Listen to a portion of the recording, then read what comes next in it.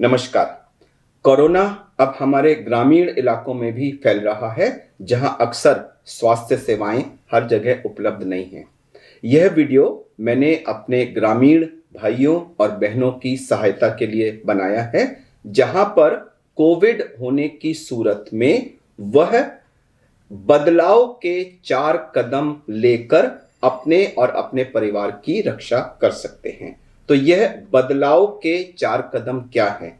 ब, द, ल और व, 4 अक्षर हैं इस शब्द में। तो पहला ब है, खुद बचें बीमारी से और दूसरों को बचाएं। दूसरा अक्षर है द, यानी दवाइयां क्या क्या लें। तीसरा अक्षर है ल, यानी लें यह सावधानियां। और चौथा अक्षर है व, यानी वक्त रहते अस्पताल की तरफ जाएं। जल्दी जल्दी इनके बारे में बात कर लेते हैं। पहला बदलाव का पहला कदम यानी ब क्या है?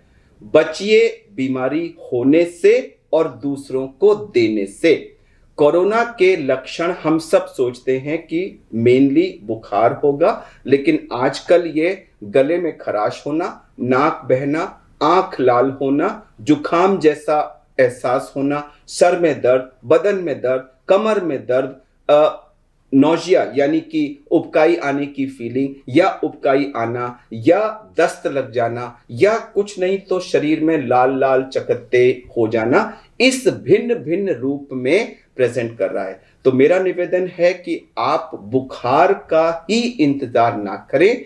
इनमें से कोई भी लक्षण अगर आप में या आपके परिवार में दिखे तो उसको कोरोना मान के सबसे पहला कदम ये ले बदलाव का कि उसको किसी थोड़ी अलग सी जगह पे कर दें। अब आप अगर एक ही कमरे में सब लोग रहते हैं तो अपने बगल की कमरे में या कहीं आसपास में उसको रोगी को एक अलग कमरे में कर दें और बाकी परिवार के सारे सदस्य एक अलग जगह हो जाएं, जिससे उसका संक्रमण आपको ना हो। तो पहले तो खुद को बचाएं और फिर परिवार वालों को बचाएं, यह बहुत जरूरी है। मास्क अगर आपके पास है तो ठीक है, और नहीं है तो कोई भी घर में चुन्नी, कोई भी कपड़ा लेकर के उसको रोगी भी बांधे, और जो भी उस रोगी की तीमारदारी करने के लिए लोग जाएं वो भी हमेशा वो बांध के जाएं, और जहां तक संभव हो उससे 2 मीटर की दूरी रखें। अगर आप उसको भोजन देना है तो जिस कमरे में वो है आप उसके बाहर कहीं भोजन रख दें, उसको अब रख के वहां से हट जाएं। जब उसको आवाज दे दें वो आके ले लेगा, तो आप दोनों का आमना सामना नहीं होगा, तो संक्रमण बच जाएगा। यह था हमारा पहला कदम, बचिए बीमार होने और बीमारी देने से। ब से जुड़ी और जानकारी हमने इन 2 पेजों पर दी है। कृपया वीडियो को रोककर इन 2 पेजों को ध्यान से पढ़ लें। दूसरा कदम द, यानी दवाइयां क्या लेनी है। तो कोविड में सबसे अहम दवा है, एक बहुत ही सिंपल सी गोली होती है जिसको कहते हैं पैरासिटामोल। ये एक नाम आप याद कर लीजिए, पैरासिटामोल। यह 500 मिलीग्राम की गोली होती है और इसको नियमित रूप से 6-6 घंटे पर आप रोगी को दें। इससे उसका बुखार, बदन दर्द, सर में दर्द, कमर में दर्द, जोड़ों में दर्द, गले में दर्द, ये सारी जो तकलीफें हैं ये ठीक हो जाएंगी। यह कोरोना के इलाज की सबसे अहम दवा है, जिसे हमें 5 से 7 दिन तक देना पड़ेगा और उसके बाद प्रायः बुखार कम हो जाता है। इसके अलावा 2 और दवाएं हैं जिनको ज्यादातर लोग शहरों में हम सब डॉक्टर्स लिख रहे हैं। मैं आपको बता देता हूं, अगर आपको मिल जाए तो ले लीजिए और ना मिले तो परेशान ना हो। सबसे अहम दवा तो पैरासिटामोल ही है। ये 2 दवाइयां हैं, डॉक्सीसाइक्लिन, DOXICYCLINE। ये कैप्सूल होता है, ये एक एंटीबायोटिक है, 100 मिलीग्राम की, सुबह शाम 5 दिन तक खाते हैं। यह आपको मदद कर सकती है। और तीसरी दवा है आइवरमेक्टिन, 12 मिलीग्राम की गोली, रात को सोने से पहले 5 दिन तक लेनी होती है। मैं दोबारा कह दूं कि डॉक्सीसाइक्लिन और आइवरमेक्टिन अत्यंत आवश्यक नहीं है। अगर मिल जाए तो ले लीजिए, ना मिले तो परेशान ना हो। पैरासिटामोल सबसे अहम दवा है।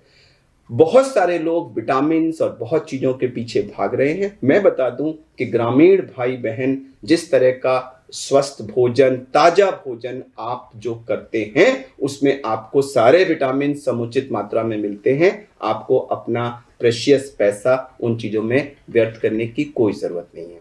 द से जुड़ी और जानकारी हमने इन 2 पेजों पर दी है। कृपया वीडियो को रोककर इन दोनों पेजों को ध्यान से पढ़ लें।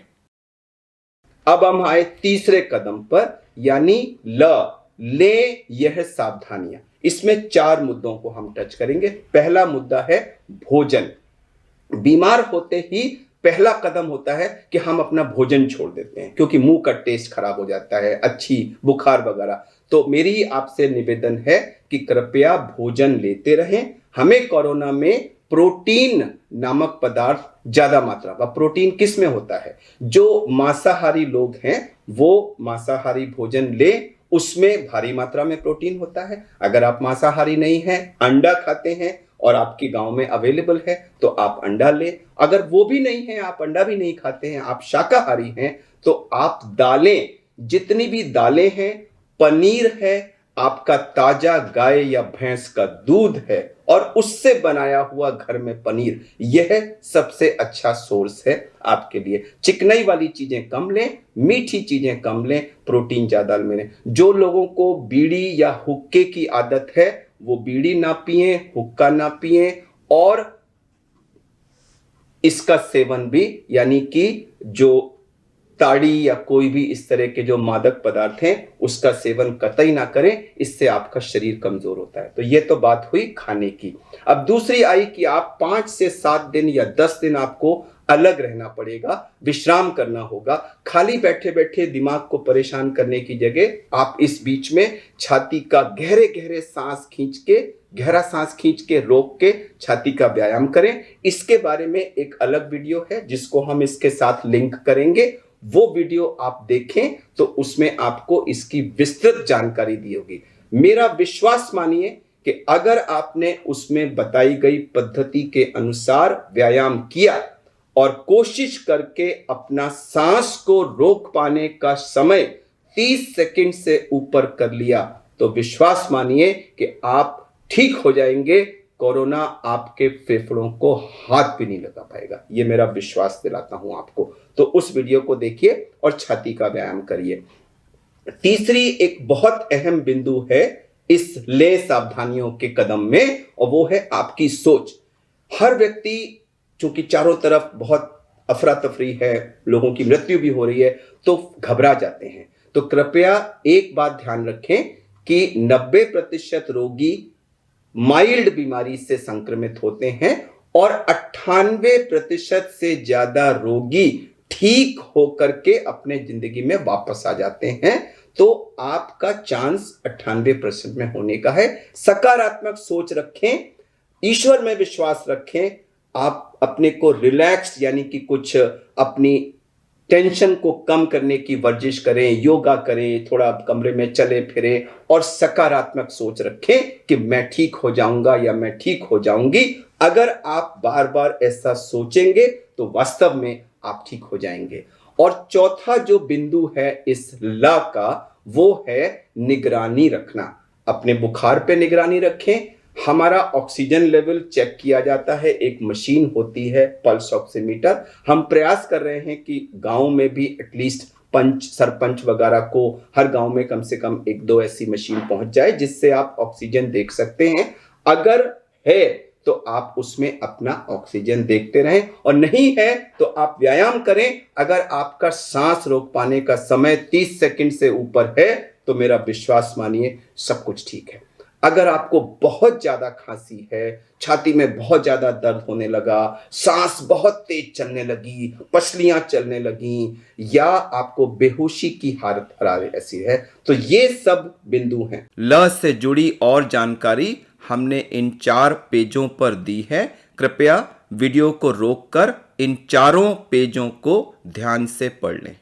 मैं दोबारा बोलूंगा, बहुत ज्यादा खांसी आना, छाती में बहुत ज्यादा दर्द होना, श्वास बहुत तेज चलना, पसलियां चलने लगना, या अगर आपने उसमें देखा कि ऑक्सीजन कम हो रही है, या आप सांस रोकने की कोशिश कर रहे हैं और 5-10 सेकंड से ज्यादा भी सांस नहीं ले पा रहे, या बेहोशी जैसी हालत होगी, तो इन 4-5 परिस्थितियों में हम आखिरी कदम पर आ जाते हैं, यानी कि और आखिरी है वक्त रहते हम अपने निकटतम स्वास्थ्य केंद्र, जो भी अस्पताल या जो भी डॉक्टर, और नहीं हो तो आपकी जो आशा दीदी या बाकी लोग स्वास्थ्य कर्मी हैं उनको संपर्क करें, वो आपको किसी चिकित्सक या चिकित्सालय के संपर्क में लाएंगे। से जुड़ी और जानकारी हमने इस पेज पर दी है, कृपया वीडियो को रोककर इस पेज को बहुत ध्यान से पढ़ लें। तो यह बदलाव के 4 कदम से हमारे ग्रामीण भाई बहन बड़े कॉन्फिडेंस के साथ अपने को गांव में ही बिना किसी इधर उधर भागे दौड़े अपने को कोविड से इलाज करके ठीक कर सकते हैं।